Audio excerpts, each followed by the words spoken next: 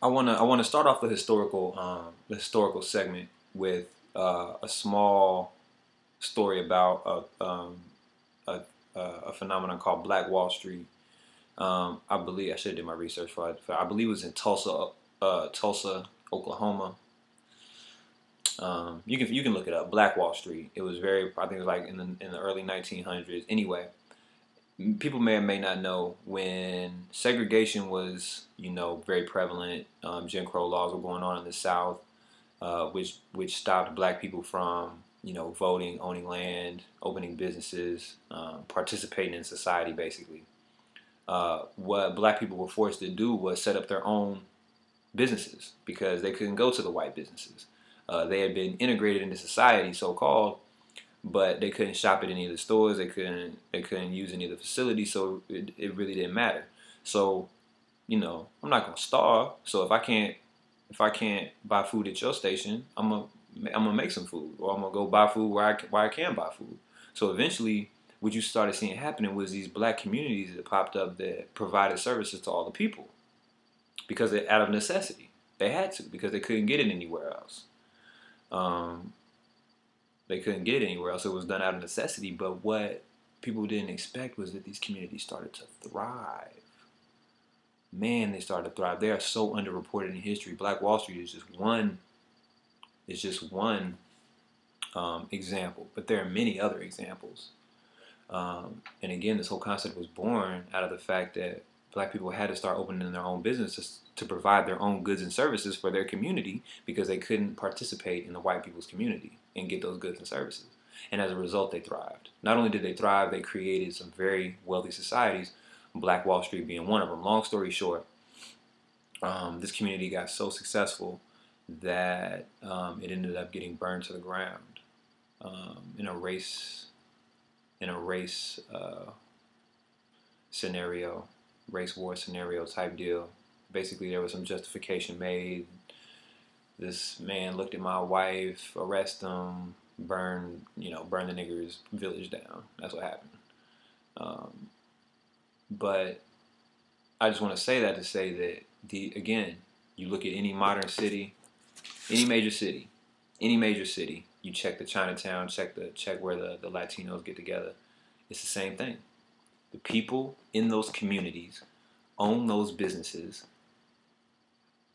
employ people from those communities in those businesses, and then on the flip side of that, spend their money in the other businesses in that community. That's how you support the community. And that's all you need. The network of entrepreneurs that's doing just that. That's all you need in order to make it thrive.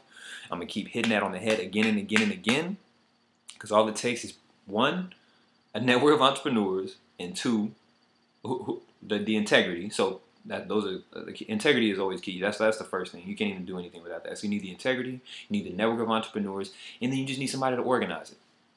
You need somebody to organize it. That's it. Get it organized. Who is buying and selling what? So that I know where to go when I need this, and I know where to go when I need that. And then it's off and running. It's off and running. So there was something else I wanted to say with that. I'll go back to it though. So the historical perspective, putting the sell back in buy-sell trade. There was something else important I was going to say about that. It'll come back though. All right, so how we're going to do this? I'm gonna tell how I came to learn a little bit about this topic. So doing my for a paper for when I was at school, I did a paper on how international finance was basically economically pillaging Africa. Ever since like the Berlin Conference, they cut the region up into these different zones based off European occupation, toppled governments, inserted their own leaders, African leaders who would let the outside forces dictate economic policy, everything from dictate economic policy to straight taking the natural resources. And it was a cycle.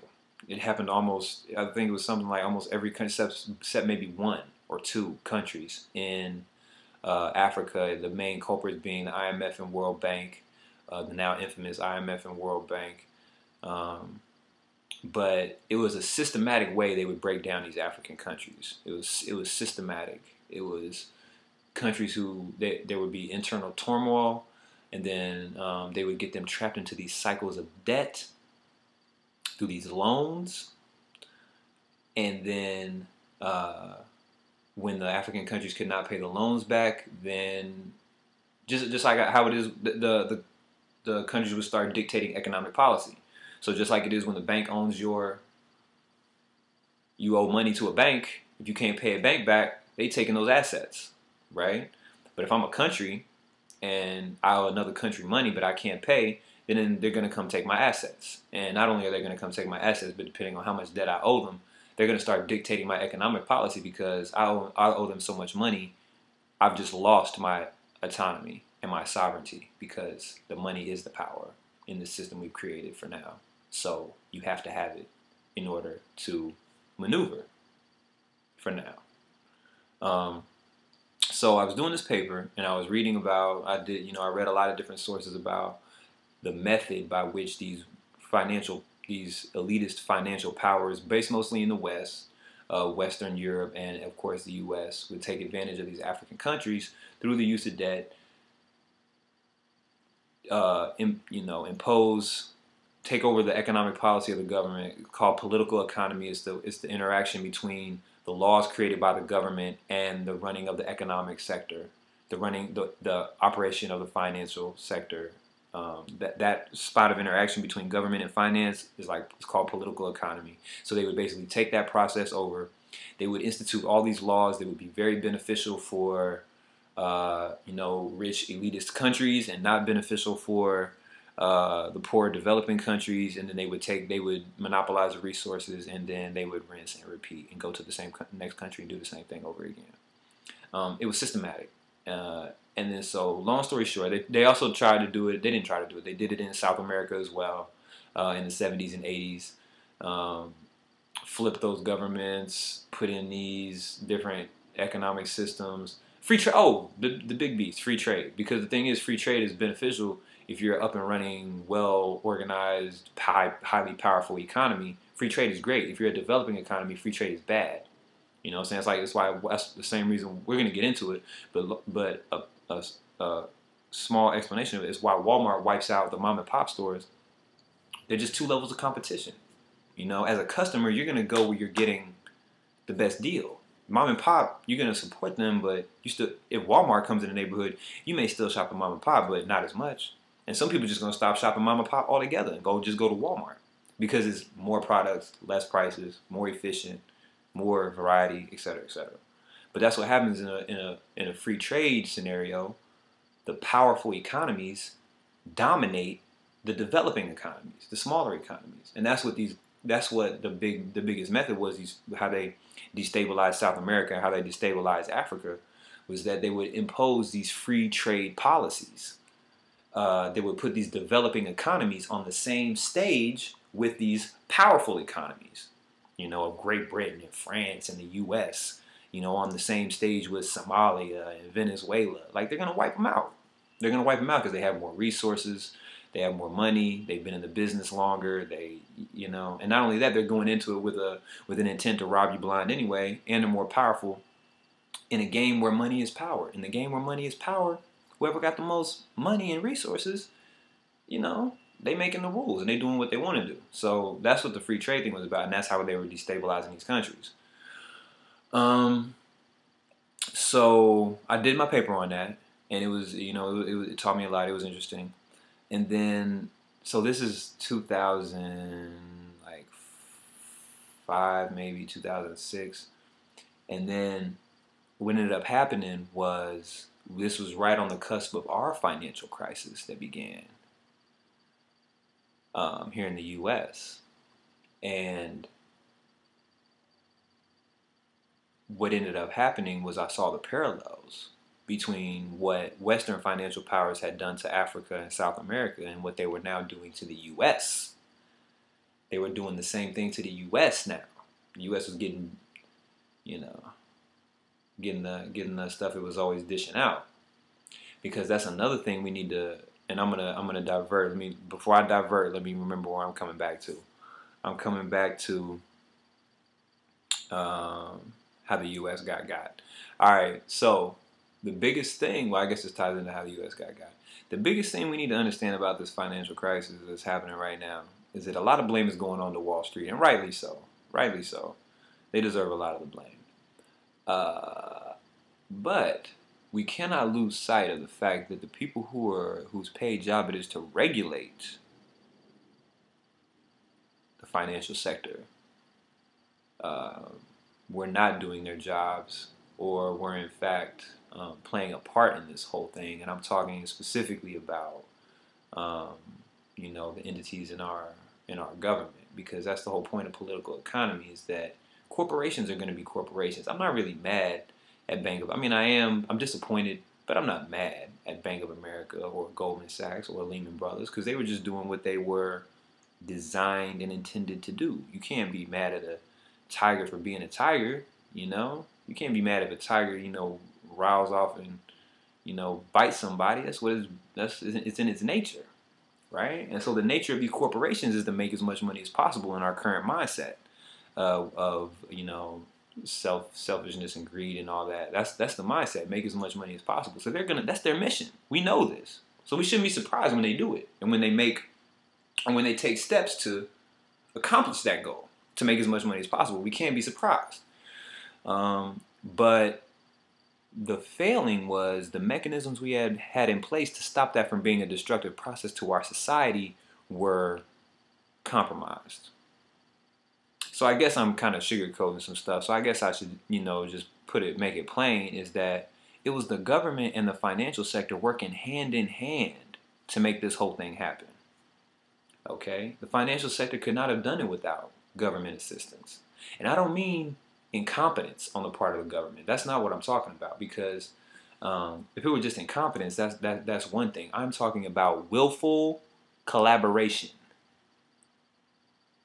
Willful collaboration between certain entities in both of these networks that work together so that the corporations could do their thing, and then the entities responsible for regulating those entities, were rendered ineffective. Okay, I don't think I'm making that clear enough. They could not. It was not just a case of incompetence in the government looking the other way, because how do we know that? Because regulations were put in place.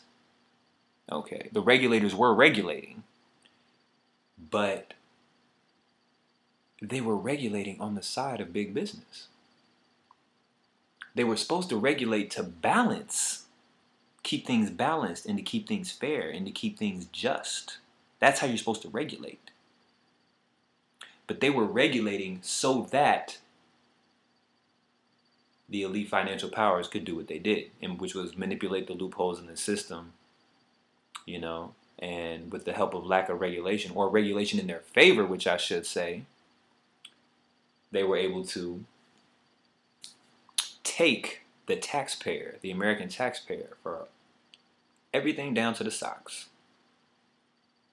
That's how this was able to happen. And I think that's been demonstrated time and time again, but I'll give another example of it. You see these bailouts.